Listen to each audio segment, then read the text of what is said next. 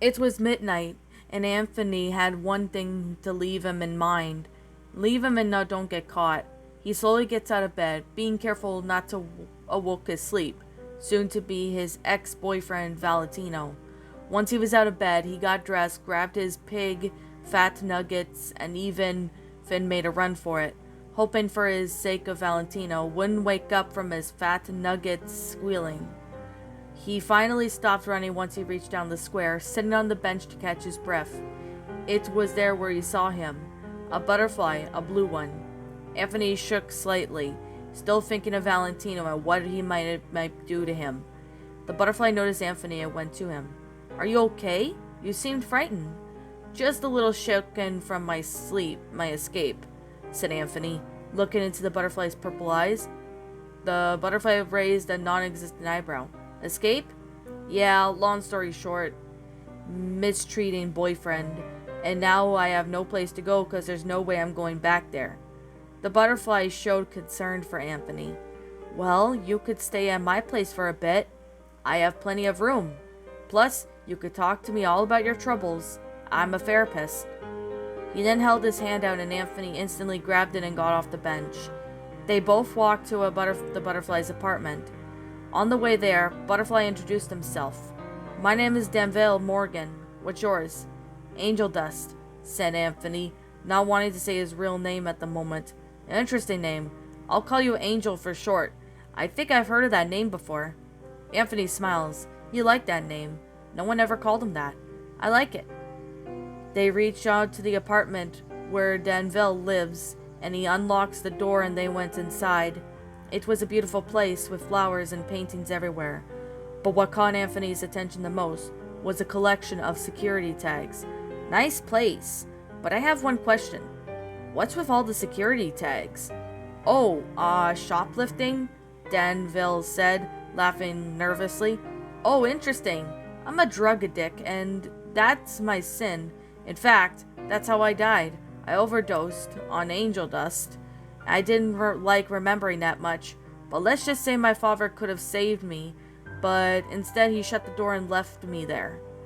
After Anthony frowned, Danville placed a hand on Anthony's shoulder, with a look of sympathy on his face. He had a similar death.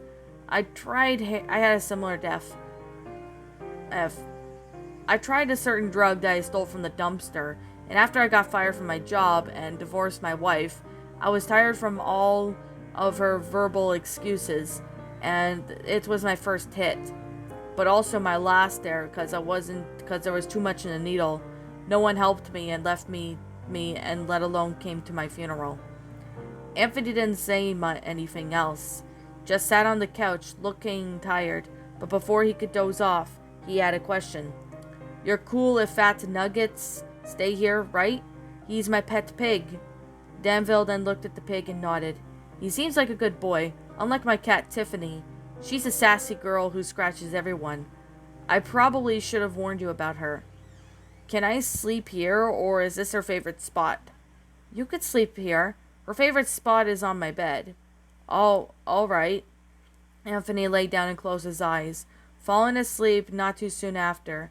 Anthony didn't remember his dream, but what he did know is that it was a bad one, because he woke up with a gasp, staring at the nine-tailed, red-eyed black cat who was sitting on his chest.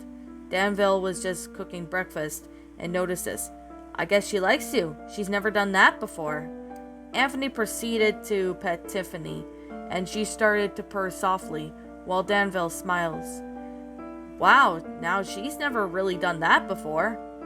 He then went back to cooking breakfast and served himself and Anthony loved his breakfast. "You're a really good cook, Danville. I wish my boyfriend cooked like you." Anthony now felt disgusted by the memory popped in his head. Can I use your bathroom for a moment?" "Sure." Anthony proceeded to rush to the bathroom, finally vomiting in the toilet once he got there. He left the door open and Danville saw it all. "You okay?" "Yeah, just memories of what he did to me." "Come, let's talk about it." Anthony wiped his face, flushed, and washed his hands. Then he followed Danville to his office room, where he sat down on the chair not long afterwards. "Now, I know this might be a hard question, but what exactly happened to you?"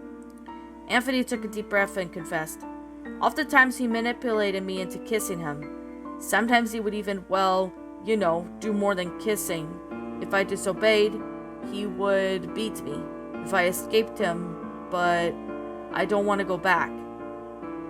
It's like I still love him, but I don't. Anthony started crying. Danville then hugged him in response.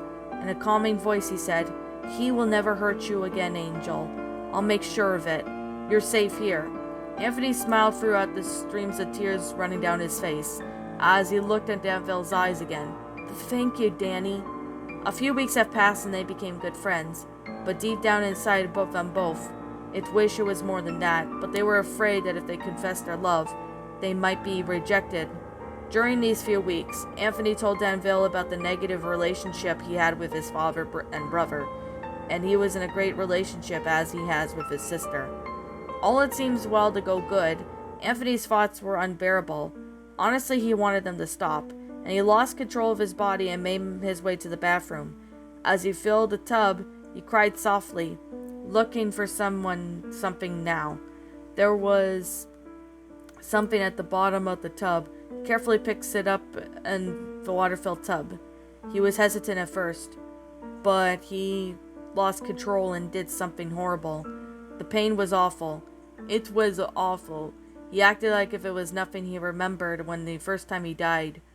But how would no one help him when he overdosed, and that no one was helping him now? He was about to lose his eyes in a hard voice. "Angel, what did you do?" It was Danville. He seemed to be very stressed as he called an ambulance. Danville then carefully lifted Anthony out of the tub and wrapped him up.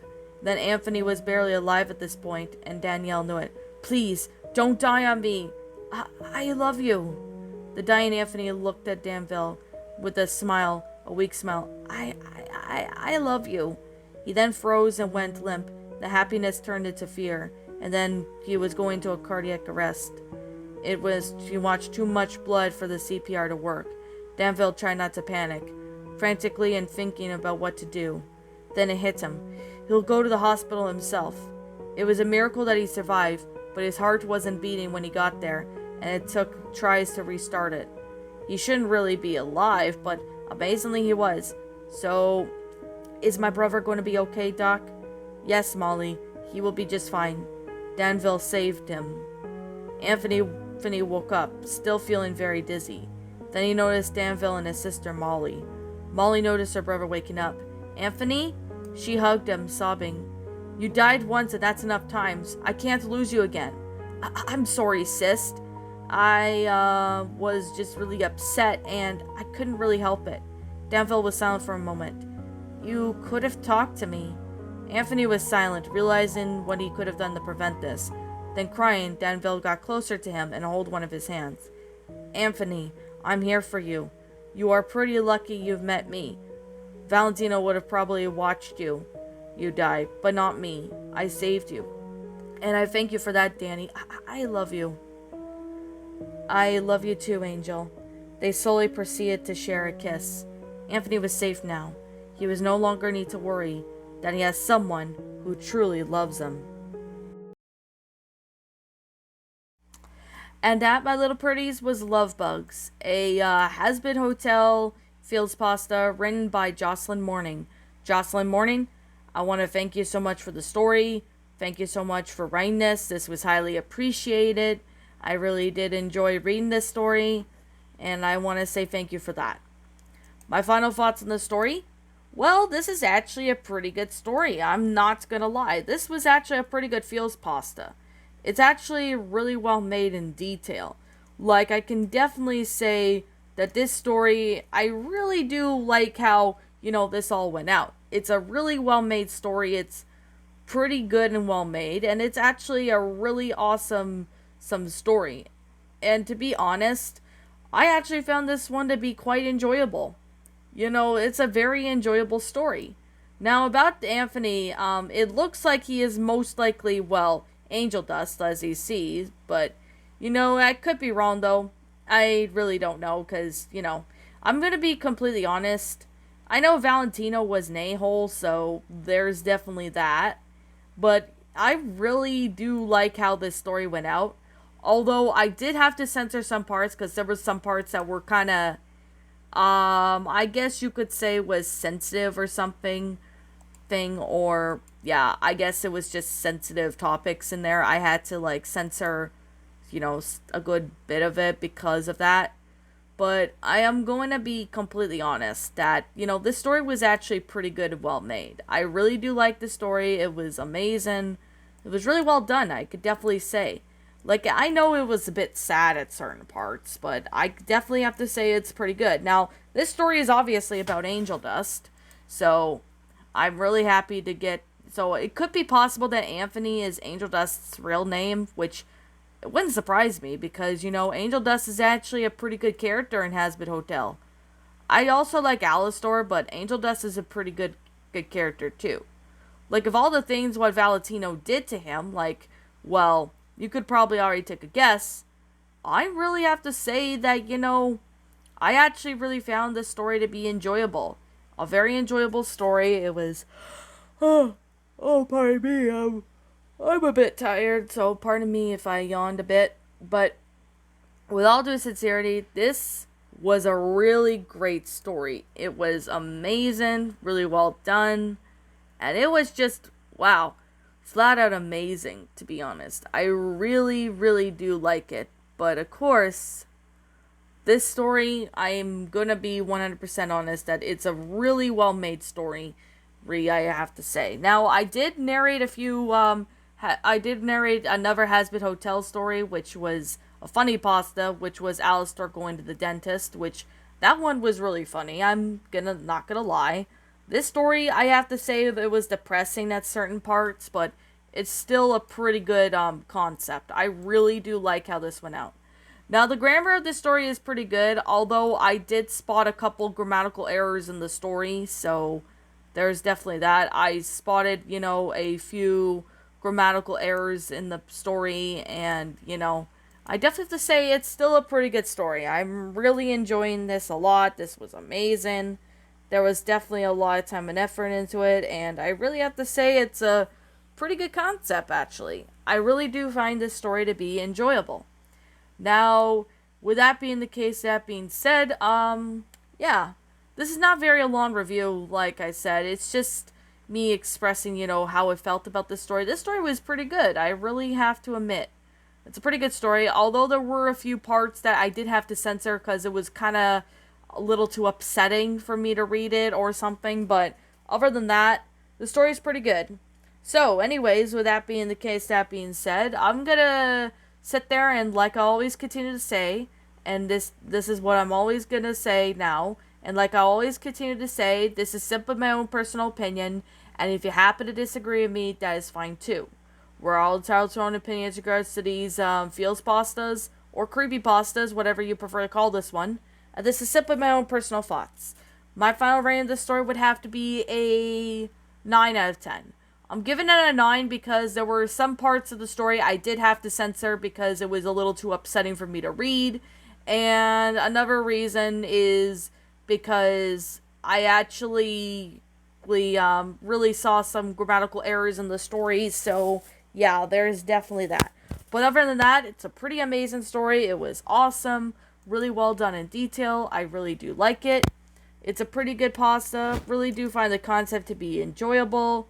And I really do like how this went out. It's a pretty good story. Really like it a lot. So, anyways, that being the case, that being said, what did you guys think about this creepypasta or feels pasta? Did you all enjoy it? Did you all not? Also, what we have done personally to help make this story a lot better. Feel free to leave me now what your thoughts are on this story in the comments section down below. I'm the Queen of Lions. Thank you so much for watching today's episode. And if you happen to be brand new here on this channel, be sure to like, comment, and subscribe because I make brand new videos every single day. Don't forget to ring the notification bell to when I upload so then you guys will not miss an upload. And as always, please roll the outro because I'm